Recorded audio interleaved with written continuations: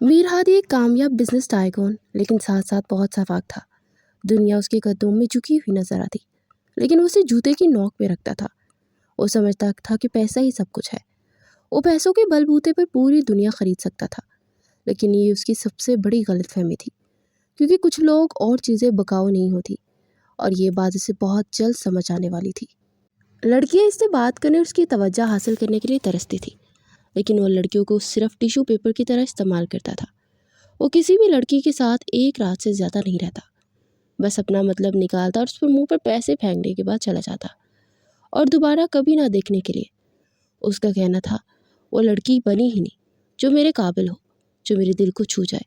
हर लड़की बस पैसे की भूखी है। जब तक चाहो इस्तेमाल करो, जब दिल चाहो बढ़ जाए तो उसे इसकी कीमत अदा करो और ख़ुद के लिए नया शिकार ढूंढो। लेकिन ये सिर्फ उसकी खामख्याली थी, एक ऐसी हकीकत से अनजान जिसने उसके गुरूर को एक दिन तोड़ देना था। मीर हादी अपने घर में अकेला रहता था। उसके वालिदैन बिजनेस के सिलसिले में ज़्यादातर बैरून मुल्क होते थे। पाकिस्तान में बस तो साल में एक दो बार आते थे, वो भी बस कुछ दिनों के लिए। और पाकिस्तान में सारा बिजनेस मीर हादी ने ही संभाला था। मीर को अपने लिए एक असिस्टेंट की ज़रूरत थी, और उसने अपने ऑफिस में असिस्टेंट के लिए एक इंटरव्यू रखा, क्योंकि इसकी पुरानी असिस्टेंट शादी के बाद दूसरे शहर जा चुकी थी। इसी दौरान एक लड़की जिसका नाम मीरब था इंटरव्यू के लिए आई। मीर ने सबका इंटरव्यू लिया, और जब मीरब ने ऑफिस में दाखिल होने के लिए इजाज़त तलब की तो मीर ने इजाज़त देने के लिए जैसे ही नज़र उठाई, वो पलटना ही भूल गया। मीरब बहुत ही खूबसूरत थी। बड़ी बड़ी आंखें, सफ़ेद रंग, कटदार होंठ, सुतून नाक, और ऊपर से हिजाब किए। मीर तो मीरब से नज़र हटाना ही भूल गया। जब मीरब ने मीर को अपनी तरफ घूरते हुए पाया तो वो झिझक गई और आहिस्ता से अंदर की तरफ बढ़ी। मीर ने खुद को संभालते उसे बैठने का इशारा किया और उसके हाथ से फाइल लेकर चेक करने लगा।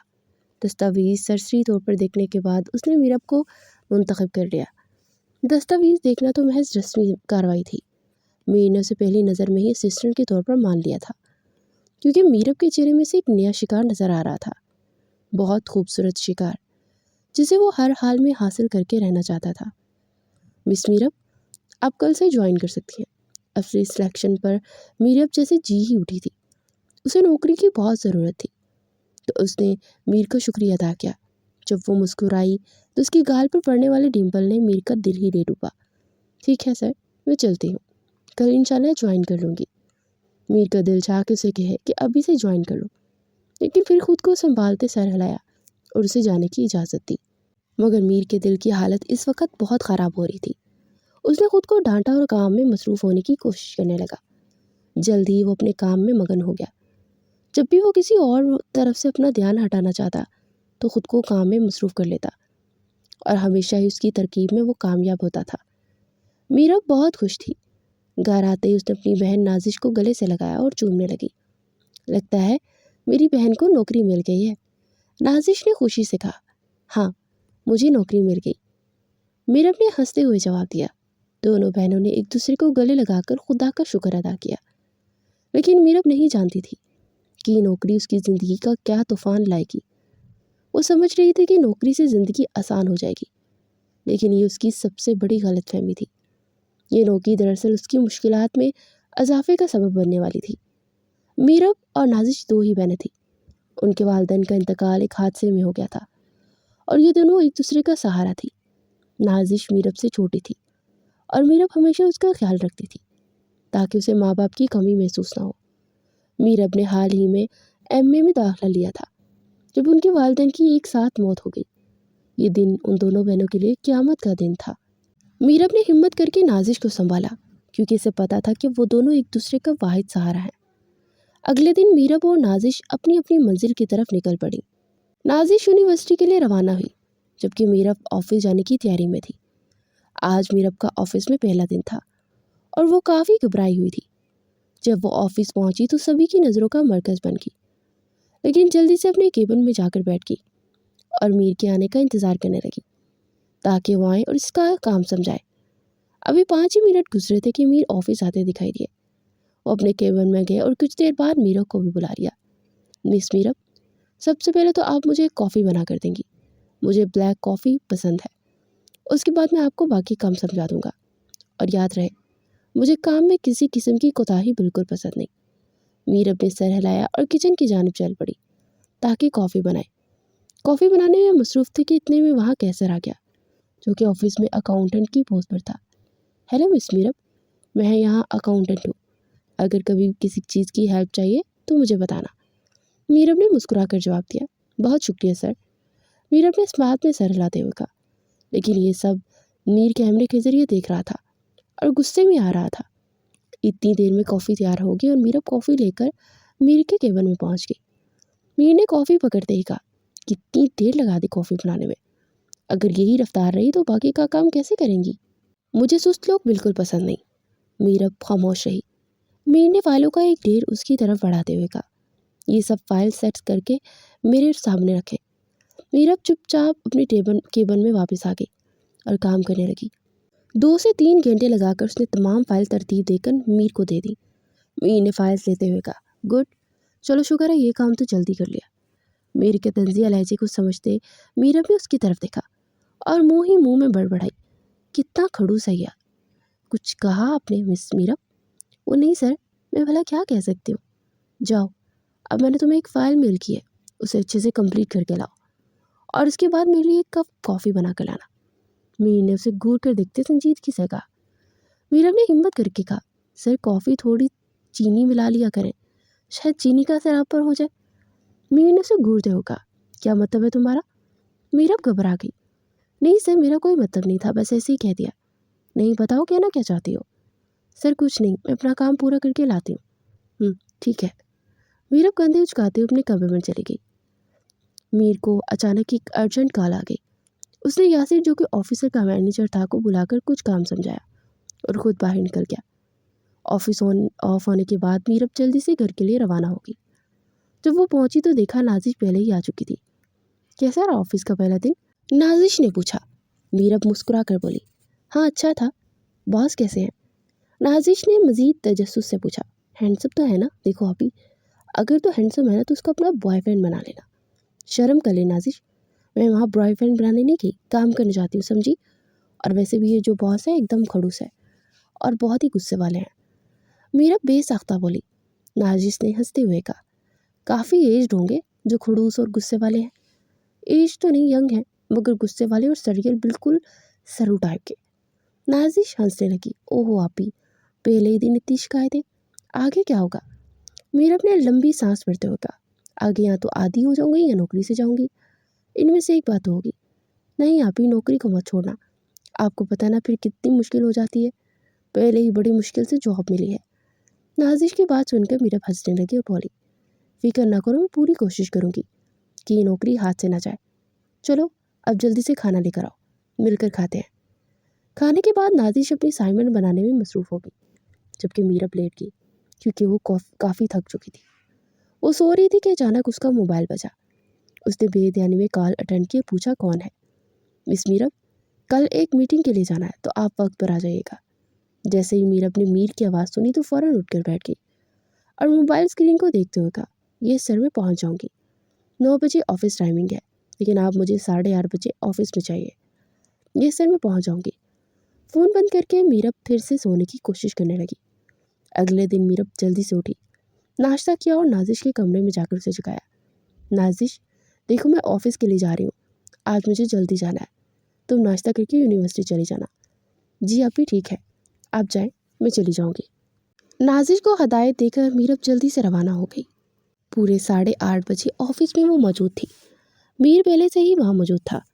उसे देखते ही मीर ने कहा, जल्दी से आओ मिस मीरब और मुझे मीटिंग के लिए तमाम डॉक्यूमेंट्स अरेंज करके दो, साथ ही ये प्रेजेंटेशन भी ठीक करके दो। कोई भी गलती बर्दाश्त नहीं करूँगा मैं। यस सर, अभी करती हूँ। मीरब ने जल्दी जल्दी तमाम डॉक्यूमेंट्स तरतीब दिए और प्रेजेंटेशन की स्लाइडें ठीक करने लगी, लेकिन उसे अंदाज़ा ही नहीं था कि स्लाइड्स आगे पीछे हो गई हैं। जल्दी में उसने प्रेजेंटेशन अरेंज करके मीर को सेंड कर दी। चलो उठो, मीटिंग के लिए चलते हैं, देर ना हो जाए। वो दोनों मीटिंग के लिए रवाना हो गए। रास्ते में मीरब अपने मोबाइल में मसरूफ़ हुई, जबकि मीर अपने लैपटॉप पे काम करता रहा। वहाँ पहुँचकर सबकी प्रेजेंटेशन के बाद जैसे ही मीर ने अपनी प्रेजेंटेशन शुरू की, उस स्लाइड के एजेंडे में गड़बड़ महसूस हुई। उसे जब देखा तो जल्दी से स्लाइड्स ठीक की और मीरब की तरफ घूर कर देखा। एक्सपर्ट होने की वजह से मीर हादी को ज़्यादा मुश्किल नहीं आई। उसने फ़ौरन स्लाइड आगे पीछे करके तरतीब दी और सूरत हाल को संभाल लिया। लेकिन दिल ही दिल में वो मीरब पर बहुत ज़्यादा गुस्सा कर रहा था। मीटिंग के इख्तिताम तक वो खुद को कंपोज किए बैठा रहा। मीरब को मीर हादी के तासुरात देखकर कुछ गलत होने का एहसास हुआ। वो अब डर रही थी कि पता नहीं क्या हुआ होगा। जैसे ही सारे मेंबर्स कमरे से निकले, मीर ने मीरब को बाजू से पकड़कर अपने सामने खड़ा किया। एक काम भी तुमसे ढंग से नहीं होता? मीरब ने हैरानी से उसे देखते हुए पूछा। सर, क्या किया है मैंने तुम्हें प्रेजेंटेशन को सिक्वेंसली अरेंज करने के लिए कहा था, लेकिन तुमने सब कुछ आगे पीछे कर दिया। तुम्हारा ध्यान काम के वक्त कहाँ होता है? लेकिन सर, मैंने तो सारी ठीक से अरेंज की थी। मैंने बिना किसी मुश्किल के प्रेजेंटेशन दे दी क्योंकि मुझे इसका तजर्बा है, किसी चीज़ को कब और कैसे हैंडल करना है। आइंदा अगर ऐसी गलती हुई तो अंजाम की जिम्मेदार तुम खुद होगी। ये पहला मौका है इसलिए छोड़ रहा हूँ, लेकिन आइंदा सज़ा में बिल्कुल ताख़ीर नहीं करूँगा। अंडरस्टैंड? मीरब ने शर्मिंदा होकर हाँ में सर हिलाया। गाड़ी में दोनों खामोश थे। मीरब खिड़की से बाहर देखती रही, जबकि मीर संजीदगी के साथ गाड़ी चला रहा था। गुस्से में उसकी ड्राइविंग तेज़ हो गई और कुछ देर बाद वो ऑफिस पहुंच गए। चलो उतरो और मेरे लिए कॉफ़ी तैयार करो।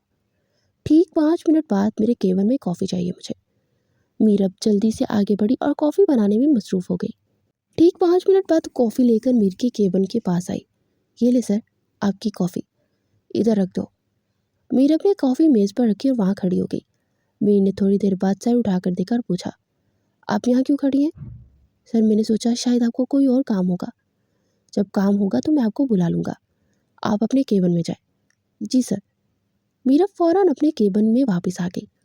थोड़ी देर बाद कैसर उसके पास आया और मुस्कुराते हुए पूछा, कैसी रही मीटिंग? बेइज्जती वाली? कैसर हंसते हुए बोला, कोई नई बात बताओ। तो मीरब ने उसकी तरफ देखकर सारी बात बता दी। कैसर ने कहका लगाते हुए कहा, शुक्र करो बच गई हो, वरना आज मीर के हाथों तुम्हारी खैर ना होती। मीरब भी मुस्कुरा दी, लेकिन उस मंजर ने किसी की आंखों में खनकना शुरू कर दिया था। मीर, जो अपने लैपटॉप पे काम करते हुए कॉफ़ी पी रहा था, अचानक उसकी नज़र ऑफिस में लगी स्क्रीन पर पड़ी। स्क्रीन पर मीरब और कैसर के अंदर हंसते हुए नजर आए। मीर का गुस्सा अपनी इंतहा पर पहुंच गया। उसने फौरन इंटरकॉम पर मीरब को अपने केबिन में बुलाया। मीरब ने दरवाज़ा नॉक किया। आ जाओ। यस सर, आपने बुलाया? मिस मीरब, आप यहाँ गपशप करने आती हैं? मतलब मैं जब भी देखता हूँ आप बातों में ही मसरूफ़ होती हैं। अगर काम देखता हूँ तो वो भी आप ढंग से नहीं करती। कॉफ़ी बनाने को कहूँ तो 10 घंटे लग जाते हैं। मीरब खामोशी से उसकी बातें सुनती रही। अगर काम ठीक से करना है तो करें, वरना मीर ने अभी इतना ही कहा था कि मीरब फौरन बोल पड़ी, सॉरी सर, आइंदा नहीं होगा।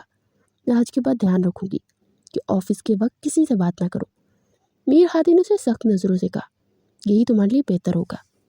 मीरब चुपचाप सर झुकाकर वापस अपने केबिन में चली गई और बड़ी मुश्किल से अपने आंसू पीछे को धकेले और अपने काम में मसरूफ़ हो गई। मीर खुद भी परेशान था कि उसे इतना बुरा क्यों लग रहा है।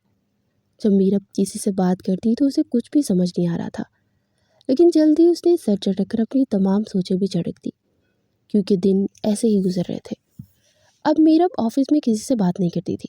अगर कोई इससे बात करने आता भी तो वो जल्दी से उसे जलता करती और अपने काम में लग जाती। ये बात मीर हादी ने भी नोट की और मुस्कुराते अपने दिल में सोचा, गुड मिस मीरब, तुम मेरे अलावा किसी के साथ बात नहीं कर सकती और इसकी मैं तुम्हें तब तक इजाज़त नहीं दूंगा जब तक तुम्हारा पहला शिकारी मैं खुद ना बन जाऊँ। उसके बाद जिसके साथ जो मर्जी करना, कोई परवाह नहीं मुझे। अगले दिन मीर हादी ऑफिस आया, लेकिन उसे मीरब कहीं नज़र ना आई। उसने इधर उधर नज़र दौड़ाई और मैनेजर को बुलाया। जी सर, आपने बुलाया? मैनेजर से पूछा उसने कि मिस मीरब नज़र नहीं आ रही आज। मीर ने सवाल किया। जी सर, वो आज नहीं आई, छुट्टी पर है। और ये छुट्टी किससे पूछ कर की? मीर सख्त लहजे में बोला, सर उनकी तबीयत ठीक नहीं थी तो उन्होंने कॉल की थी कि आज वो ऑफिस नहीं आएंगी। मीर ने गहरी सांस लेकर मैनेजर को जाने का इशारा किया। मीर ने कुछ देर इधर उधर चक्कर लगाता रहा और बार बार मीरब के केबिन की तरफ देखता रहा। फिर उसने मीरब को कॉल मिलाई। दूसरी तरफ से कॉल अटेंड करते ही मीर फौरन बोला, मीरब आज तुम ऑफिस क्यों नहीं आई? सर मेरी बहन की तबीयत नहीं ठीक। तबीयत बहन की नहीं ठीक और छुट्टी तुमने कर ली? ज़रा भी जिम्मेदारी का एहसास है? आपने ये मजाक समझा हुआ है? घर में तुम्हारे अलावा भी बहुत से अफराद होंगे। उसकी तो ईमानदारी के लिए आपका रहना लाजमी नहीं था। नहीं सर, कोई नहीं है, हमारे घर में सिर्फ हम दोनों ही होती हैं। हमारा इस दुनिया में हम दोनों के अलावा कोई नहीं, इसलिए हम में से किसी एक को कुछ हो जाए तो हम में से एक को तो रुकना पड़ता है। मीरब ने संजीदगी से चबा चबा कर कहा। तो मीर कुछ देर के लिए खामोश कर गया। ठीक है मिस मीरब, लेकिन जल्दी ऑफिस ज्वाइन करें, क्योंकि कल एक छुट्टी से बहुत काम पेंडिंग हो जाता है। और फिर मीर हादी ने कॉल बंद कर दी, लेकिन वो बात करने के बाद भी बेचैन ही रहा। कुछ देर सोचने के बाद वो कुर्सी पर बैठकर आंखें बंद कर ली और अपने सर को पीछे की तरफ टिका लिया। यूं वो काफ़ी देर तक बैठा रहा, जैसे किसी गहरी सोच में गुम हो। कुछ दिनों बाद मैनेजर की बर्थडे थी और उसने सबको इनवाइट किया था, और साथ में मीर को भी। सर शाम को प्लीज़ लाजमी आइएगा, मेरा बर्थडे है, मुझे बहुत खुशी होगी। मीर ने पहले तो कुछ बहाना बनाया, लेकिन जब मैनेजर ने स्टार्ट किया तो उसे मानना पड़ा। उसने कैसर और मीरब को भी मतू किया था और वो भी मान गए। शाम को सब लोग मैनेजर आमिर के घर में मौजूद थे, लेकिन मीरब और कैसर दोनों अभी तक नहीं आए थे। मीर हादी ने आमिर न्याजी को देखा, जिसने पहले मीरब को कॉल किया और फिर कैसर को, लेकिन दोनों में से किसी का भी फ़ोन नहीं लग रहा था। हादी को भी अब गुस्सा आने लगा। आमिर जिसको आना होगा वो आ जाएगा, तुम क्यों बार बार कॉल कर रहे हो? नो सर, कैसर कह रहा था कि वो रास्ते में है, ट्रैफिक में फंस गए हैं और 5 मिनट में पहुंच जाएंगे। पहुंच जाएंगे मतलब? हादी ने अचंभते हुए पूछा। मतलब सर, मिस मीरब और कैसर दोनों साथ ही हैं, इकट्ठे आ रहे हैं। आमिर की बात सुनकर मीर हादी की तेवरी चढ़ा गई थी। जाने कितने बल माथे पर नमूदार हुए थे। वो लब पीछे एक साइड पर बैठ गया। जब कुछ देर बाद कैसर और मीरब को एक साथ आपस में हंसते हुए आते देखा। मीरब पिंक शलवार कमीज के साथ ब्लैक हिजाब पहने हुए थी और बहुत प्यारी लग रही थी। मीर ने उसे देखा तो बस देखता ही रह गया। खूबसूरत तो पहले भी थी, लेकिन हल्का फुल्का तैयार होने के बाद वो और भी दिलकश लग रही थी। लेकिन साथ चलते कैसर पर नजर पड़ी तो मुट्ठियां बीचे खुद को गुस्से को कंट्रोल करने लगा। मीरब और कैसर ने एक साथ सबको मुश्तरका सलाम किया। उसकी आवाज़ सुनकर मीर होश में आया और ख़ुद को कंपोज करते आमिर की तरफ मुतवज्जा हुआ। चले आमिर, अब तो केक काटें, मुझे देर हो रही है। जी सर। फिर आमिर ने जल्दी से केक काटा। सब ने उसे विश किया और गिफ्ट दिए। मीर ने भी कैसर को गिफ्ट दिया, जिस पर कैसर ने मुस्कुराकर शुक्रिया अदा किया। काफ़ी देर तक सब हंसी मजाक और नोकझोंक करते रहे। मीर अब कैसर के साथ ही थी और किसी बात पर वो खिलखिलाकर हंसी, और मीर दूर बैठा ये सब देख रहा था। मीरब की कैसर के साथ हंसी मजाक से मीर का गुस्सा बढ़ने लगा। थोड़ी देर बाद जब कैसर किसी काम में मसरूफ़ हुआ तो मीर मीरब के करीब आया और उसका बाजू पकड़ा और एक तरफ ले गया। कैसर के साथ क्यों आई हो? मीर ने सख्त लहजे में पूछा। मीरब ने हैरान होकर जवाब दिया। क्या मतलब सर? मतलब ये कि तुम अकेली भी तो आ सकती थी, और अगर कोई मसला था तो मुझे कॉल कर लेती। मीरब ने उलझते हुए कहा। सर, मैं जिसके साथ मर्जी आऊँ, ये मेरी मर्जी है। आप कौन होते हैं मुझे रोकने वाले? मैं तुम्हारा बॉस हूँ, डैमिट। जी सर, बॉस हैं, लेकिन 9 बजे से 5 बजे तक सिर्फ ऑफिस में अपनी ड्यूटी आवर्स में मैं आपकी हुक्म की पाबंद हूँ। उसके अलावा मैं जो मर्जी करूँ, आपसे कोई मतलब नहीं होना चाहिए। लेकिन मीर से ये किसी तौर भी बर्दाश्त नहीं हो रहा था। तुम आइंदा ऐसे ही किसी के साथ नहीं आओगी, बस। एक्सक्यूज़ मी सर, ये आपका ऑफिस नहीं है और ना ही ये ऑफिस टाइमिंग है। क्या आप मुझे इस तरह मना करेंगे? ये मेरी मर्जी है, मैं जहाँ चाहूँ जाऊँ, और जिसके साथ जाऊँ आपको उससे कोई लेना देना नहीं होना चाहिए। मीर ने गुस्से से कहा। कुछ ज़्यादा ही जुबान चल रही है तुम्हारी, इसे संभाल कर रखो, नहीं तो मुझे अच्छे से काटना आता है। हादी ने उसका बाजू गिरफ्त में लेते हुए गुस्से से कहा। सर, किसी और को डराएं, मैं आपके ड्रामे में नहीं आने वाली। अब प्लीज़ मेरा हाथ छोड़े। मीर अपनी बेखौफी से जवाब दिया। और एक बात, आइंदा मेरा हाथ पकड़ने की जुर्रत मत कीजिएगा। फिर गुस्से में वो वहाँ से चली गई। मीर का गुस्सा आसमान पर पहुँच चुका था। वो जल्दी से बाहर निकला और सीधा घर रवाना हो गया। घर पहुंचकर उसने अपने कमरे की हर चीज़ उठा उठा कर तोड़ डाली, लेकिन गुस्सा किसी तौर भी कम नहीं हो रहा था। अगले दिन मीरब ने मीर से कतराना शुरू कर दिया। वो सिर्फ अपने काम से काम रखती थी। मीर हादी जो भी काम कहता वो खामोशी से करके उसे दे देती, लेकिन उसका रवैया और खामोशी मीर को बिल्कुल पसंद नहीं आ रही थी। मीरब का एटीट्यूड उसे मज़ीद गुस्सा दिला रहा था। मीर हादी को यह बात नहीं हजम हो रही थी कि कोई उसे इस तरह नज़रअंदाज करे। उसने मीरब को जज करने का कोई मौका हाथ से नहीं जाने दिया। बात बात पर उसे तंग करना और बार बार कॉफ़ी बनवाना, अगर 1 मिनट की भी देर हो जाती तो जानबूझकर कॉफ़ी गिरा देना और दोबारा बनवाना। मीरब इन सब बातों को चुपचाप बर्दाश्त करती रही। वो जो कहता वो करती रहती। इसे जॉब की ज़रूरत थी, लेकिन मीर हाथों की उसकी खामोशी मज़ीद तंग कर रही थी। मीरब जब दफ्तर में फ़ाइल देने आई तो खामोशी से फ़ाइल मेज़ पर रखकर जाने के लिए पढ़ने लगी, लेकिन मीर उसके सामने आ गया। तुम खुद को समझते क्या हो, हाँ? और ये एटीट्यूड दिखा रही हो, ये किसी और को दिखाना। मुझे ऐसा रवैया बिल्कुल पसंद नहीं। मीर गुस्से से बोला। मीरब ने खामोशी इख्तियार की और कुछ न कहा, लेकिन उसकी खामोशी ने मीर के गुस्से को मज़ीद बढ़ा दिया। मैं तुमसे पूछ रहा हूँ, डैम इट।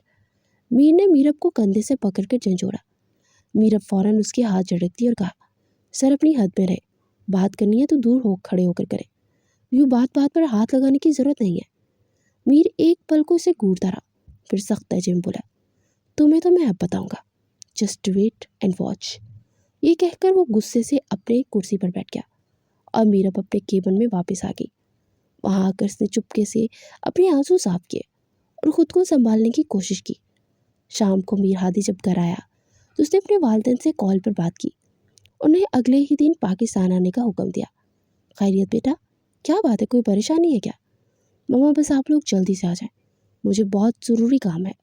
ठीक है बेटा, हम कल ही तुम्हारे पास आ रहे हैं।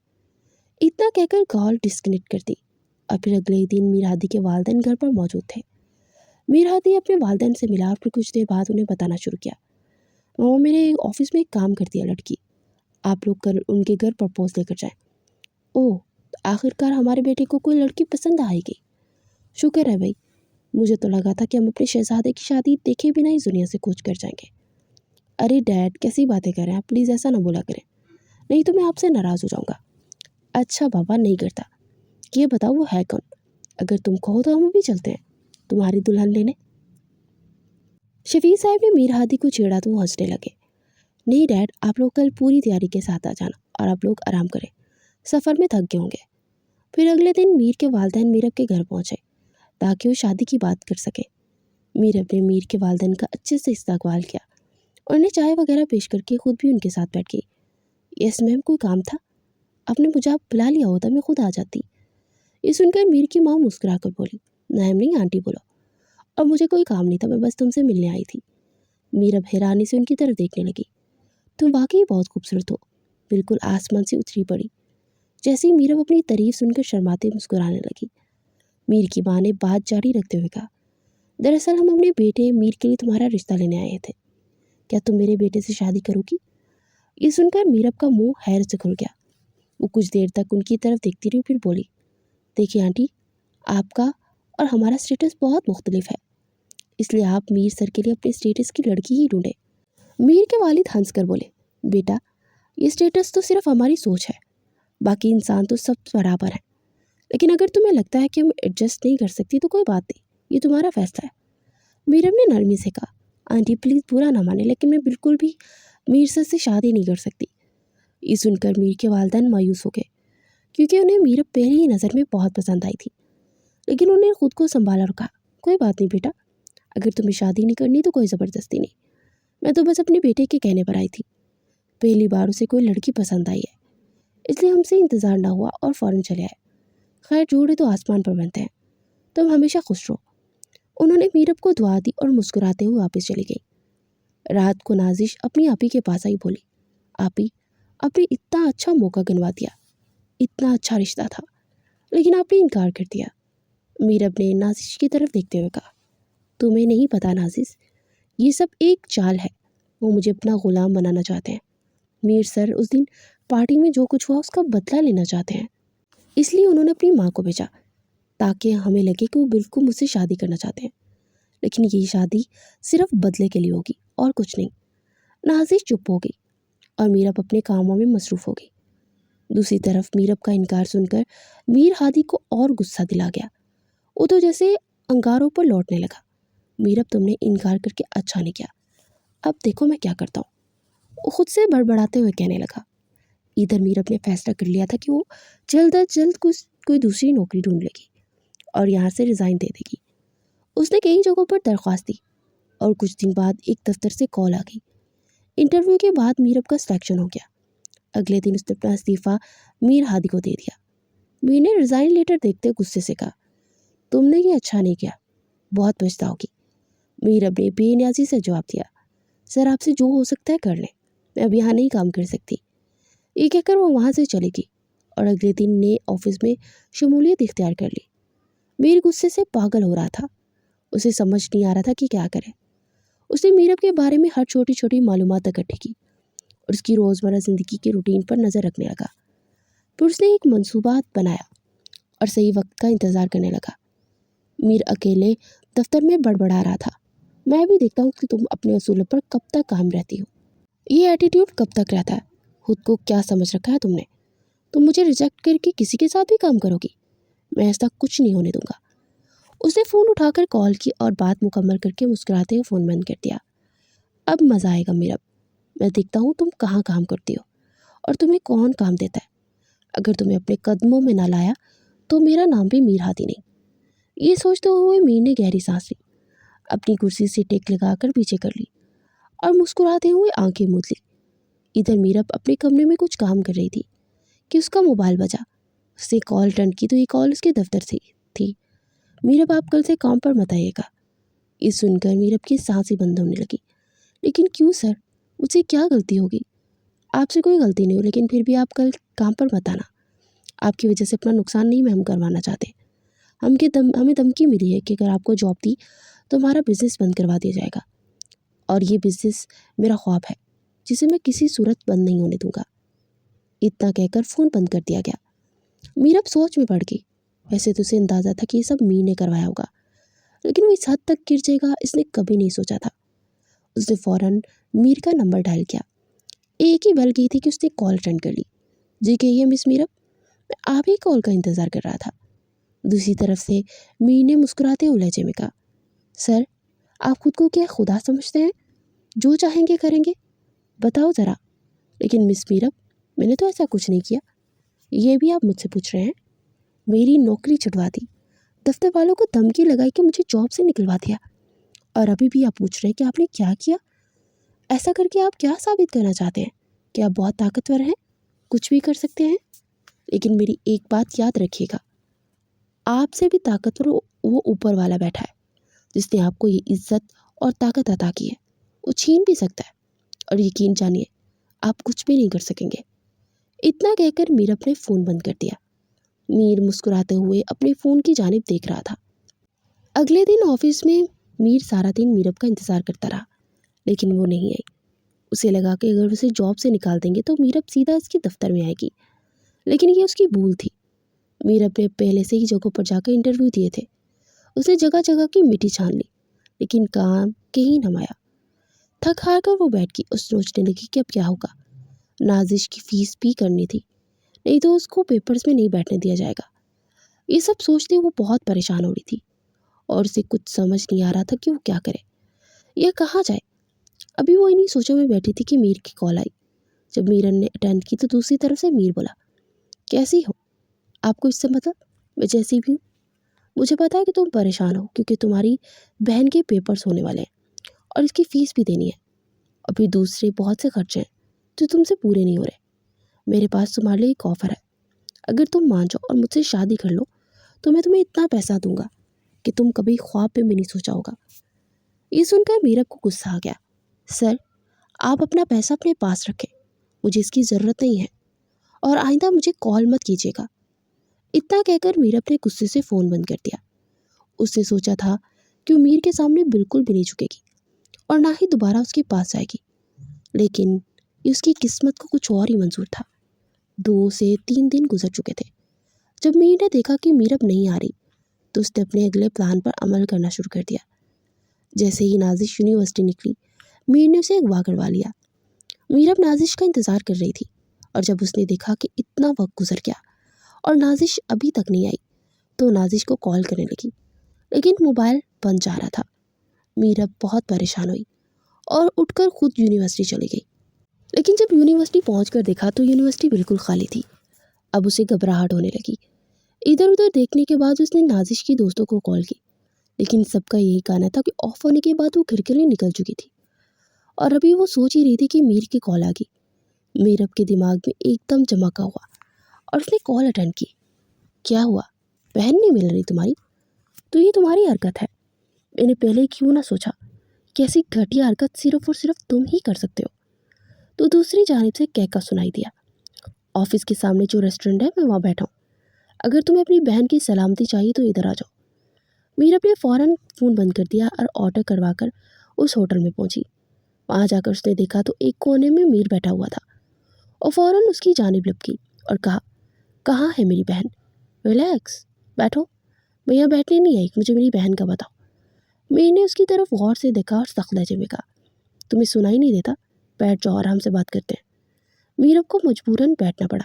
देखो, मेरी बहन बहुत मासूम है, प्लीज़ उसके साथ कुछ मत करना। मीरब मिन्नत भरे लहजे में बोली, लेकिन मीर कुछ ना बोला। मीरब को मीर हादी से सख्त नफरत हो रही थी क्योंकि वो अपने पैसों की ताकत से उसे हासिल करना चाहता था।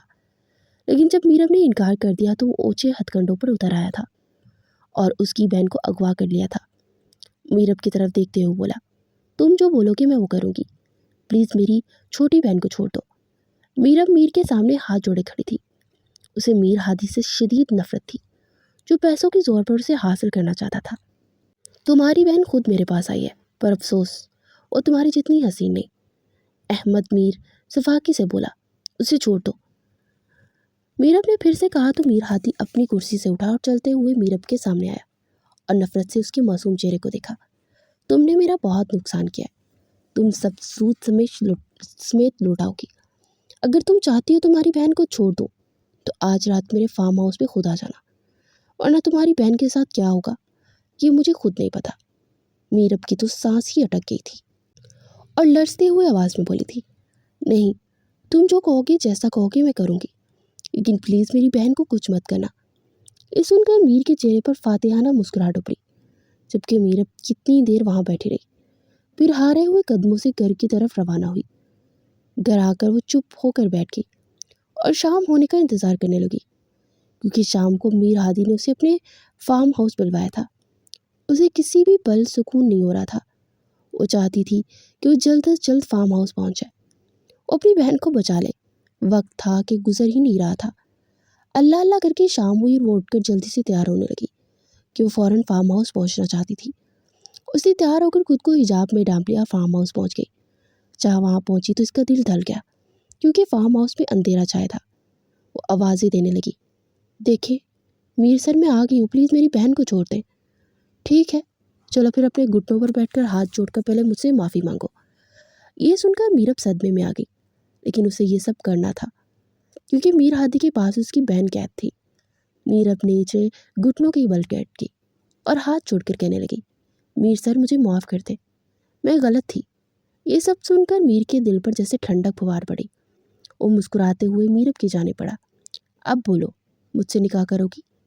ये सुनकर मीरब का बोझ बढ़ गया। उसने कहा, हरगिज़ नहीं। तो मीर हादी ने उठकर कहा, सोच लो, तुम्हारी बहन अभी भी मेरी कैद में है। अगर तुम उसकी सही सलामत आज़ादी चाहती हो तो तुम्हें मेरी बात मानना ही पड़ेगी। मीरब चुप हो गई, मगर उसने पूछा, सर आप मुझसे निकाह क्यों करना चाहते हैं? आपका मकसद तो मुझे झुकाना था, सो आपने मुझे झुका लिया, तो ये निकाह क्यों करवाना चाहते हैं? आपको मुझ में कोई दिलचस्पी नहीं है और ना ही मुझे आप में, फिर क्यों अपनी और मेरी ज़िंदगी बर्बाद करना चाहते हैं? मैं तुम्हें पसंद करने के लिए अपनी कैद में रखना चाहता हूँ और इसलिए तुमसे हमेशा के लिए निकाह करना चाहता हूँ। वैसे ही भी तुमने ही तो कहा था ना कि आप कौन होते हैं मुझे रोकने वाले, तो मैंने सोचा क्यों ना ऐसा रिश्ता कायम हो जाए जिससे मैं तुम्हें रोकने का इख्तियार भी हासिल कर सकूं। बोलो, निकाह करोगी या अपनी बहन की कुर्बानी दोगी? मीरा रोते हुए बोली, ठीक है सर, मैं निकाह के लिए तैयार हूँ। और कुछ ही देर में सारे गवाह और मौलवी आ गए और चंद पलों में मीरब मीर हादी के नाम पर हो गई। ये सब करते हुए मीरब के आंसू नहीं थम रहे थे। उसे एहसास हो चुका था कि अकेली लड़की कुछ भी नहीं कर सकती, ये जालिम दुनिया उसे जीने नहीं देती। जैसे ही निकाह हुआ, मीर ने नाजिश को लाने के लिए कहा। नाजिश जब नीचे आई तो भागकर अपनी बहन के गले लग गई और खूब रोने लगी। मीरब ने उसे चुप करवाया और कहा, चलो अब घर चलते हैं। अरे कहाँ, तुम अब मेरी मलकियत हो और मैं तुम्हें कहीं नहीं जाने दूंगा। कम अज़ कम आज तो बिल्कुल भी नहीं। आज तो हमारी गोल्डन नाइट है, ये लम्हात मैं मिस कैसे कर सकता हूँ? हरगिज़ नहीं। मीर की बात सुनकर मीरब के खड़े रहना मुश्किल हो रहा था। उसके तो वहमो गुमान में भी नहीं था कि मीर आदि ऐसा कुछ कहेगा। लेकिन सर, मीरब से बात भी नहीं हो पा रही थी और ये बात मीर हादी को बहुत सुकून दे रही थी। Driver, driver. जी सर। मैम की बहन को उसके घर छोड़ कर आओ और मीरब तुम चलो मेरे साथ। मीर हादी मीरब का हाथ पकड़े उसे अपने कमरे में ले गया। मीरब किसी बेजान गुड़िया के साथ उसे घसीटते हुए चली जा रही थी। मीर हादी ने कमरे में आकर उसकी कमर में हाथ डालकर उसे अपने करीब किया, जिससे मीरब की जान हलक में आ गई। सर प्लीज़ मुझे। इससे पहले कि मीरब कुछ और कहती, मीर ने उसके लबों को कैद किया और उसकी आवाज़ दबा दी। मीरब ने बहुत मज़ामत की, लेकिन सब बेकार था और मीर हादी ने पूरे इस्तेहाक के साथ उसके वजूद पर काबिज होकर अपनी मनमानियाँ करता रहा। अगले दिन मीर ने उसे इसके घर छोड़ दिया। घर आकर वो अपने कमरे में बंद हो गई और बेड पर ऊंधे मुंह लेटकर टूट फूट कर रोने लगी। उससे ये सब बर्दाश्त नहीं हो रहा था। उसका दिल फट रहा था और सबसे बढ़कर ये कि वो ना सिर्फ अब मीर हादी के नाम हो गई थी, बल्कि उससे अपना हक वसूल करके मुकम्मल तौर पर उसे अपने नाम कर गया था। और ये सब उसकी बर्दाश्त से बाहर था। उसने जो फैसला किया था कि वो कभी भी मीर हादी के आगे नहीं झुकेगी, लेकिन उसने मीरब को झुका ही लिया था। दिन गुजरते गए। मीरब ने दोबारा से दफ्तर ज्वाइन कर लिया था, क्योंकि अब वो इससे अपनी हर तरह की मर्जी मुसल्लित कर रहा था। वो बिल्कुल खामोश हो गई थी, जैसे कोई खिलौना हो।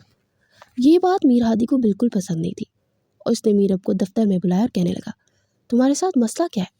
लेकिन मैंने क्या किया सर? तो अब कुछ क्यों नहीं कहती तुम?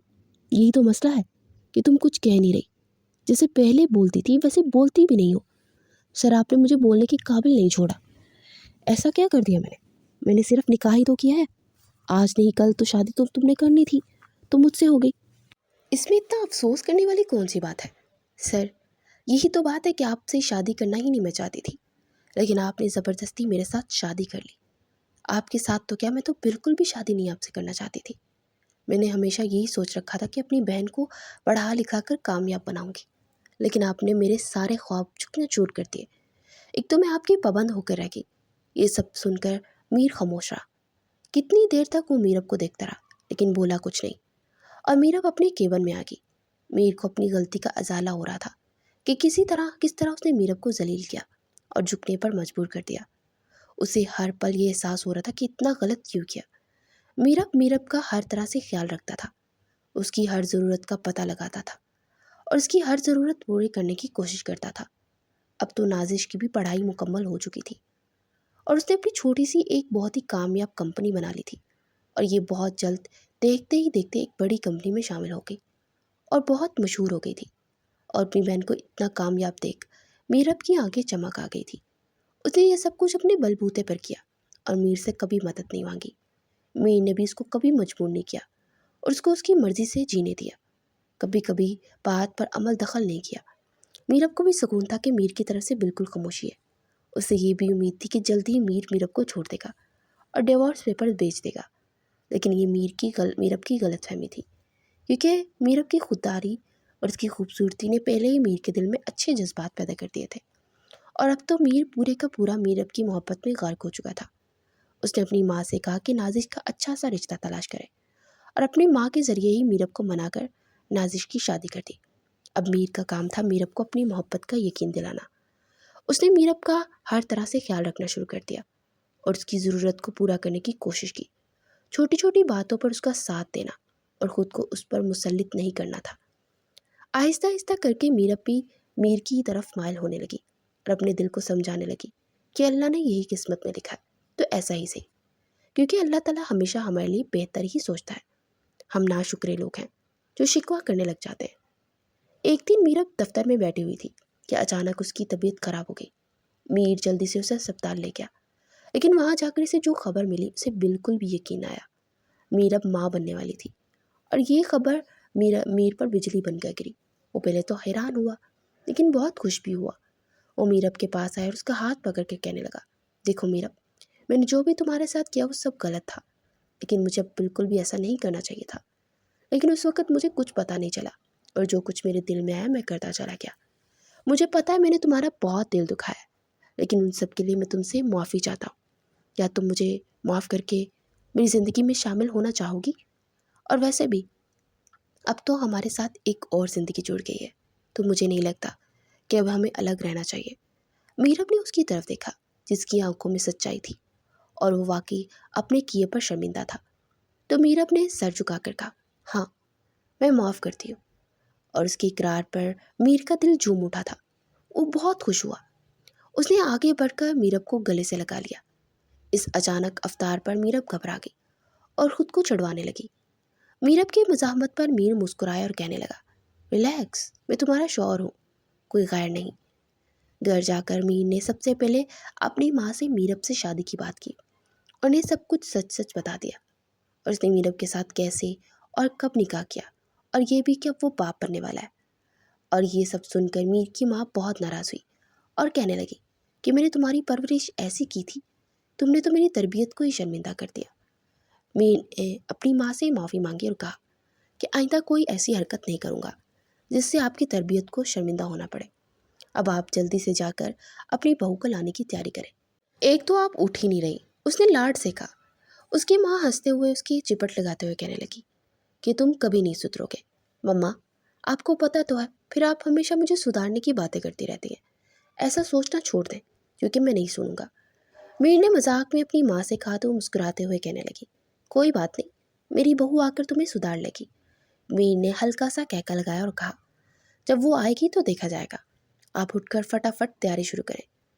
फिर कुछ ही दिनों में मीर मीरब को अपने घर ले आया। मीरब भी वहाँ पर बहुत खुश थी। मीर की माँ उसका बहुत ख्याल रखती, उसे बिल्कुल अपनी बेटी की तरह रखती थी। उनका प्यार देख मीरब की आंखें नम हो जाती और अपनी माँ की याद आती। लेकिन मीर की माँ उसे रोने नहीं देती थी और कहती थी कि मैं भी तुम्हारी माँ ही हूँ, और वैसे भी रोकर अपनी माँ की रूह को क्यों तकलीफ देती हो। ये सुनकर मीरब चुप हो गई। मीर उसका बहुत ख्याल रखता था और दिन रात अपनी मोहब्बत निछावर करता रहता था।